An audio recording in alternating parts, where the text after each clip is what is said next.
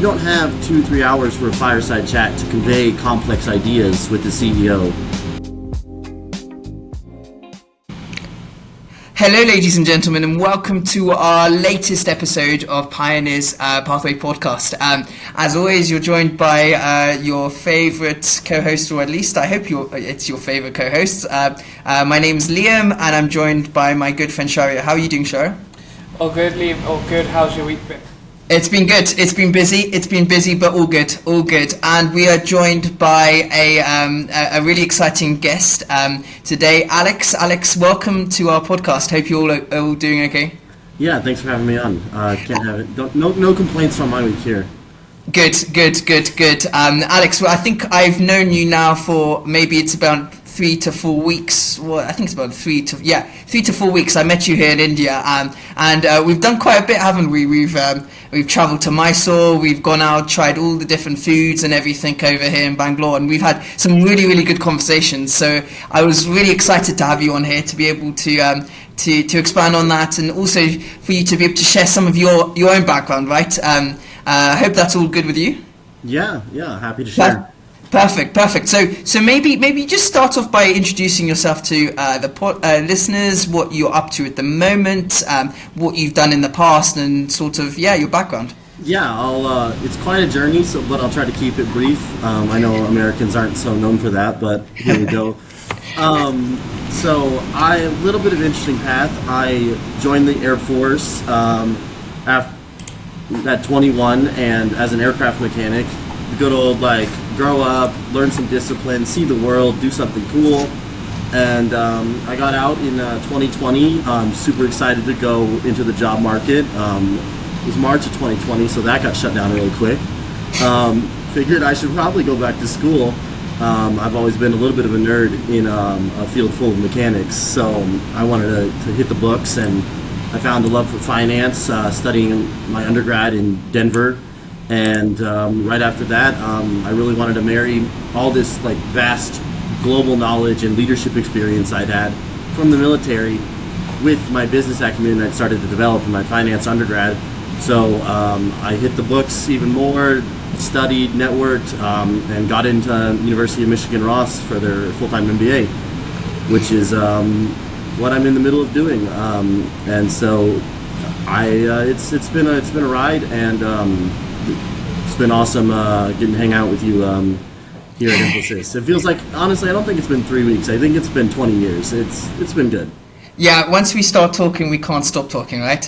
Yeah. Which is always good, and you learn so much. But going back sort of to your early years, your sort of growing up in America, your childhood, what sort of things did you used to get up to? And was there any sort of pivotal moments that kind of inspired you to go into the Air Force?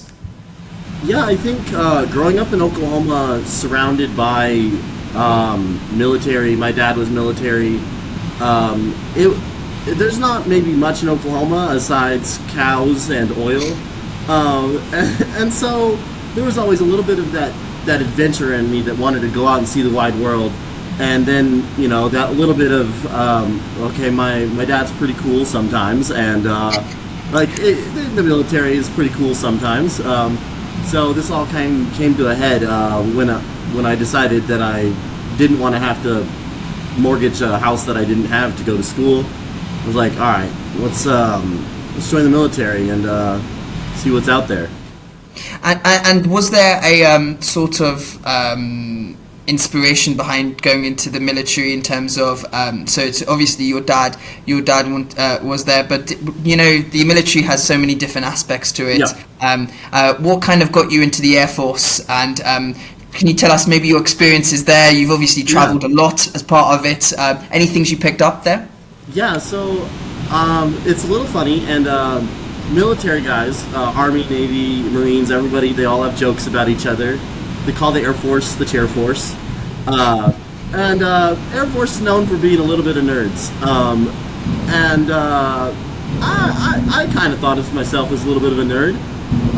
The Army branding just didn't appeal to me, so that's kind of how it worked out for me.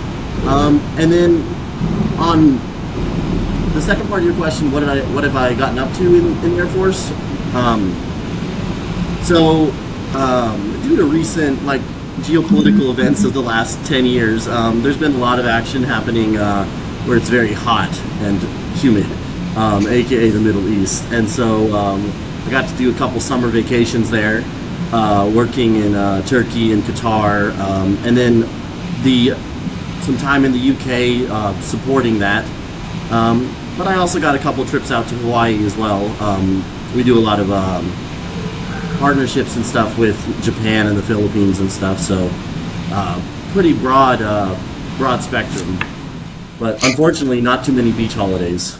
Yeah, and I guess when you're going to so many countries, meeting so many people, there's a lot of sort of cultural things you pick up, and a lot of learning on the way, right? Not just learning how to be in the Air Force, but learning how to deal with different people. 100%.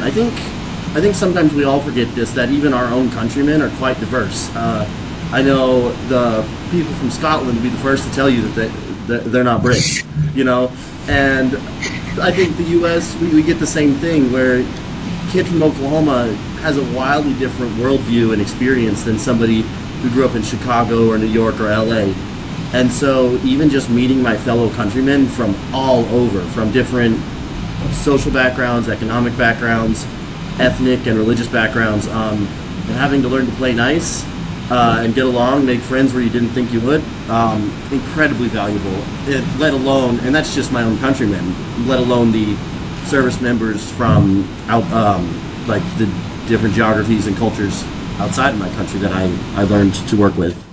So sort of fast forward, you spent many years in the Air Force, in active service.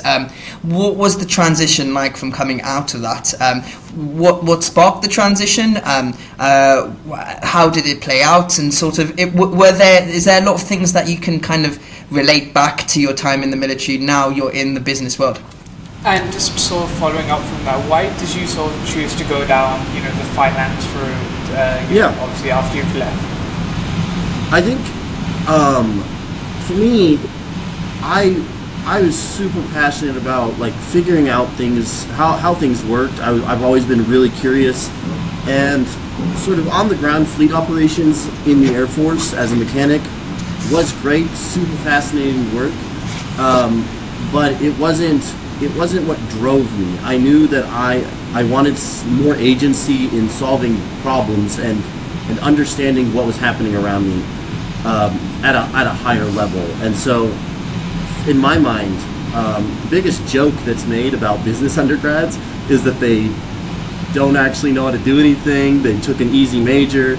I like numbers. I like dealing with the math. I'm like, if I'm going to understand business and business problem solving, I need to be able to understand how to dive in, look at the numbers, and pull insights out of that. So a finance degree, finance or accounting seemed like the way to go, and I felt just more aligned culturally with what finance was diving into. So that's how I selected that. So in terms of shifting from sort of the military background, now going on to the into the business and consulting world, what's been sort of the biggest shifts in your mindsets, and what things have you been able to learn and grow upon in the different sort of ecosystems you've been a part of?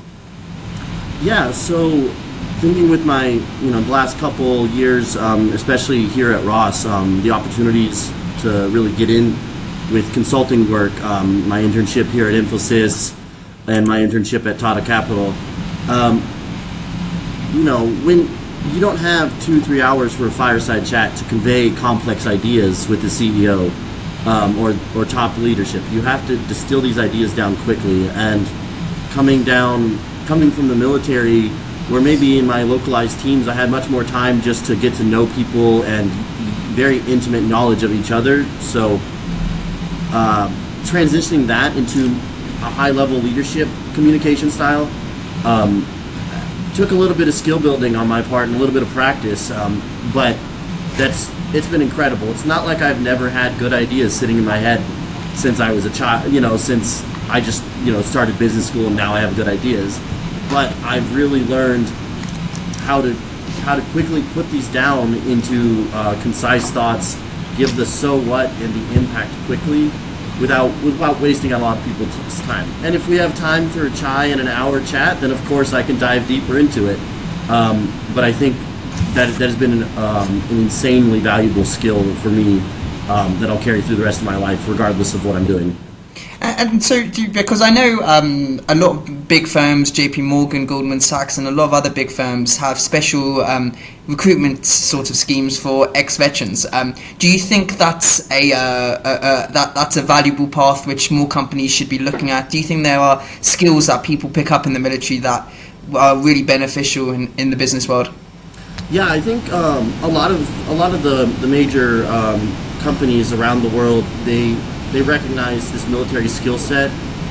I myself have been surprised with how much weight it's lent even outside of U.S. firms in just casual networking conversations. So I think generally people recognize that military service gives you a suite of soft skills in a very concentrated and critical environment, very valuable in any line of work. But and it's great that JP Morgan and others have these programs for veterans, but I think you need to be able to pair these with the hard skills required for the job. As much as I would love to have sent out apps, people see that I was a veteran and then I got an interview the next day. The reality of the market does not play out that way. And maybe in kinder markets, things happen a little bit easier for you, but at the end of the day, you got to recognize the path. What hard skills, what experience do they want to see, and then get those experience and skills, develop that network, and you just keep on keeping on like everybody else. Maybe in some ways it tips the scale in my favor when things get down to the margins, but life's tough and the market's tough, and you just got to be the best candidate out there. So from what I'm understanding, it's the balance, right? It's not playing too much into your military experience, but also saying, I've got this foundation, but I want to learn and grow even further. Exactly. Nobody's going to grill me over the fire about my soft skills. I can prove that easily with my military experience. But, and I think many veterans can have this gap sometimes, it's maybe some of the more hard technical corporate skills that you need to be able to answer for. And would you say there's a particular soft skill that you gained from your time in the Air Force that's been particularly transferable to your new world in the corporate setting? I think patience. I think patience is the key to pretty much every soft skill. Here in India, people communicate on a personal and professional level quite different. The norms are different. But honestly, any organization you go to in the US and India and the UK, every organization is going to have a different culture of communication and norms, and you have to have the patience to step back and assess and learn what these things are, and the humility, and that leads into the humility to ask questions and not just jump to conclusions here, because but I think it all stems from just the patience to learn and the patience to sort of read the room. And now you've obviously spent some time with Tata Capital and you're with Infosys, so a big shift over towards India, right?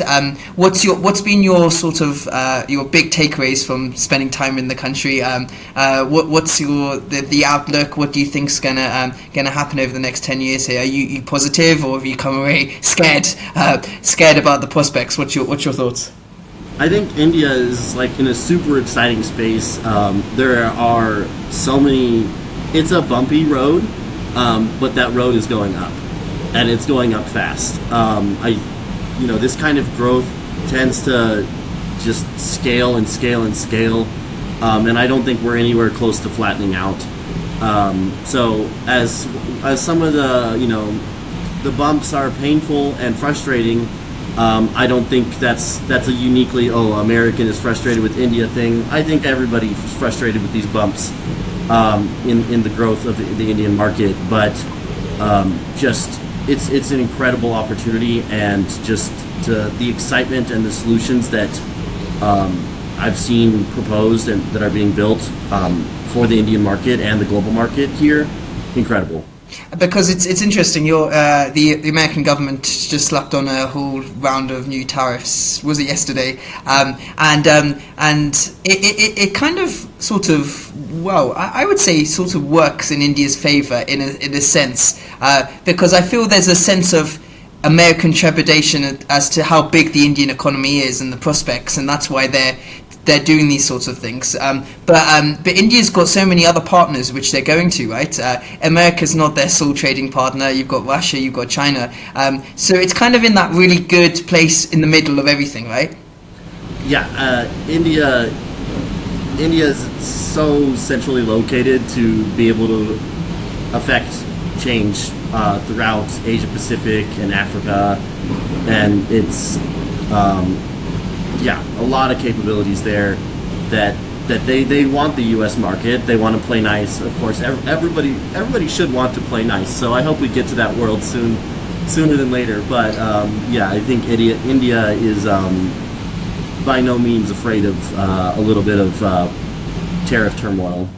And drawing on your sort of your experience in the Air Force, you've obviously spent time in sort of the aviation sector, and I think that's what you've been doing some work with Infosys. But you work with Tata Capital. Tata purchased Air India a few years ago. Can you give me have you got any thoughts on that? And do you think the incident which happened a couple of months ago in India with the crash, do you think that's a systemic problem that they're going to struggle to rectify, or do you think this is just a minor blip in the airline's recovery?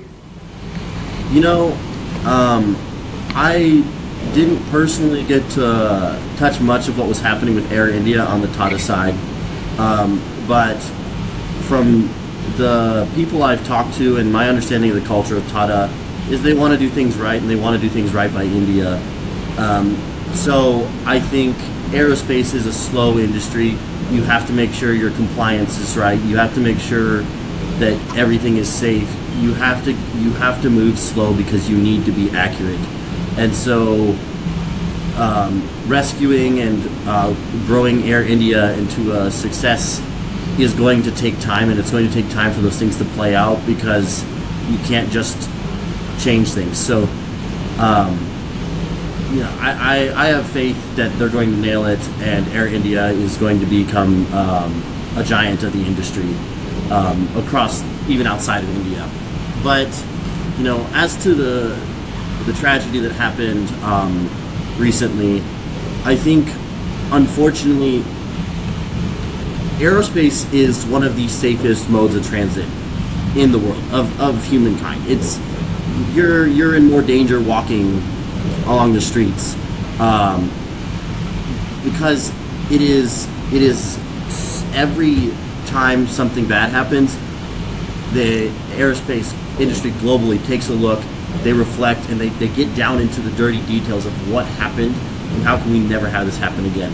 So oftentimes tragedies are built on by a bunch of microprocesses gone wrong and ignored, and I'm sure they'll get to the bottom of what specifically happened here and implement safeguards for the future. So I don't think anybody should be afraid about planes falling out of the sky every other day. We remember there's tens of thousands of flights that are successful every year but we remember the two crashes because, well, it's horrific and it shouldn't happen. So they're still undergoing exactly what happened, so I can't comment on that, but I think we just gotta, you think a rebound. It's not something that will stick. No, it's an unfortunate thing, and who's to say if this is an Air India specific thing or if this is an aerospace thing? We just can't know because human error, process error, all of these things could be it. So speculation doesn't do much here, but I have hopes for the future. I think that's a good outlook, and it's an important thing to note. We've kind of spoken about a lot of different things, a lot of different areas, your experience, sort of your views on things. But sort of to bring it all together, it would be nice to reflect on any lessons you've learned coming out of the armed forces, sort of the Air Force, and coming into the business world. There's loads of veterans and loads of young people who've gone through into the armed forces, whatever branch, and they're coming out now. If there's like some words of inspiration you could give to people, maybe encouraging them to go into the business world, like we all are very interested in us guys here. What words of inspiration could you give them, and any sort of anecdotes, lessons you've learnt which could inspire the next generation? Yeah, I think you just have to be just doggedly determined. You cannot give up. Life gets hard sometimes. Market gets hard sometimes. Learning a new trade, a new skill, difficult, of course. But you just have to put together a plan. I don't care if that plan takes 2 years, takes 4 years, takes 10 years. You take that plan one step at a time, and you'll find success. And I think this is something I have to keep repeating to myself, because the road to success, maybe it's 6 months for you, maybe it's 5 years for me, but we're all individually unique, and you just can't give up. And there is help out there. There are people who want you to succeed. So be honest, be vulnerable, be who you are, and you'll come out on top. Perfect. Great. Thank you so much for coming on. It's been amazing. Some real not only sort of business and finance topics, but very, very psychological, very, very emotional things. So really, really interesting. I'm sure if the viewers want to get in touch or find out a bit more, they can look you up on LinkedIn, right? I'm sure we'll share that URL there. And yeah, we'll wait to see what happens in the future, and hopefully we can get you back on, and you may have fallen in love with India, so you might be back in India working here or wherever, right? So yeah, we'll wait and see. But yeah, thank you so much, and we'll catch up with you guys soon. And to all our viewers and listeners out there, we hope to see you back very shortly. We've got some really, really interesting topics to talk about. So thank you. Appreciate it. Of course. Okay.